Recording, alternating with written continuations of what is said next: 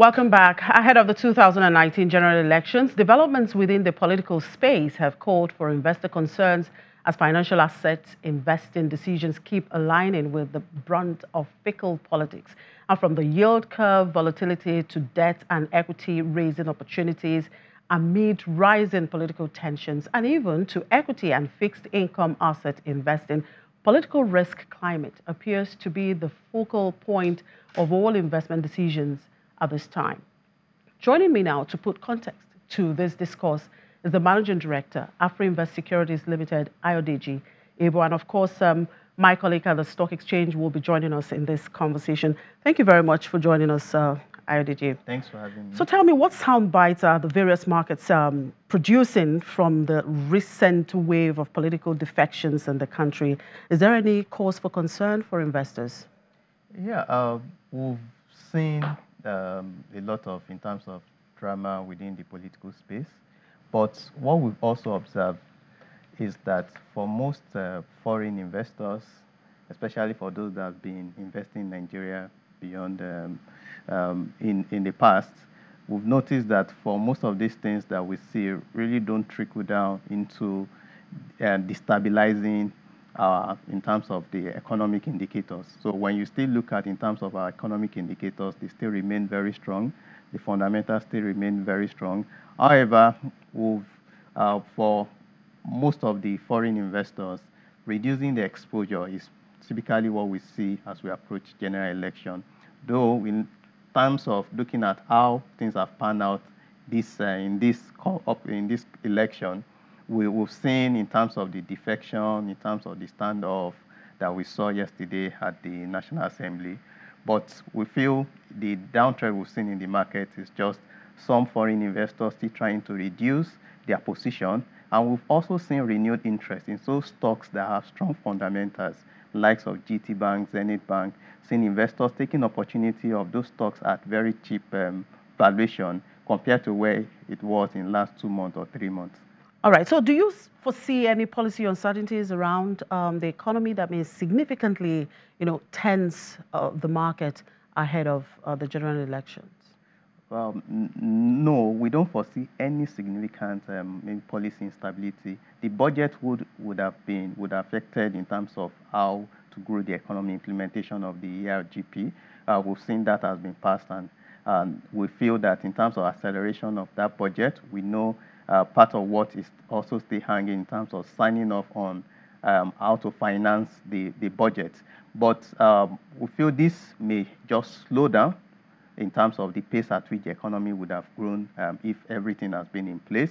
But we don't see any major setback because also the incumbent will also be trying to also make a case for an re-election. So we'll try everything possible to ensure that in terms of policy stability, in terms of implementation of some of their plans to show very tangible results when campaigning for the election.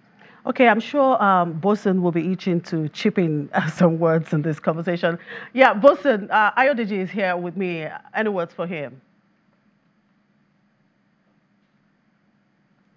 Yes. Okay, it's nice to join you guys from here at the Stock Exchange, Nigerian Stock Exchange. But again, Ayodeji, if you look at the fixed income markets yesterday, there was a bit of a sell-off by foreign investors on 2027 and 2028 Nigerian Naira paper, and you saw a sell-off also in the Treasury bills market. So if investors are looking at the current political circuit, should they chase the yield curve right now at the moment with news that, of course, Nigeria may be looking at a higher interest rate maybe before the end of the year via the MPC? Yeah, thank you, Bosun. Interesting about what happened yesterday. The DMO yesterday had to revise in terms of the calendar for the FGM bond market. So brought forward, rather than have the next auction about 2 weeks' time, brought it forward to last week. So for some investors trying to reposition, had to sell down on some of their existing bonds to reposition for new bonds that will be issued next week. So beyond the political scenes that we observed yesterday, beyond that, we discovered that it may be more of repositioning. We've been seeing that sell-offs, which was not peculiar only to Nigeria. It's across emerging markets that we've been seeing the sell-off on the back of rising yields in the U.S. market. Luckily, the Fed at the last meeting did not increase the rate, which is positive also for emerging and frontier markets. But in terms of riding the curve, the yield curve, we expect that what we are proposing or recommending to some of our investors is to take position in bills around the December, January levels, because we expect that as the government implements the budget, as you see in terms of election spending, CBN will be forced to also mop up, increase the rate of their OMO auction, and for them to be able to attract and capture that liquidity, they may be forced to also increase the rate around that period. So we expecting for investors to take position in bills within that December, January, such that upon maturity, they are in terms of investing, they will be able to invest at higher yields.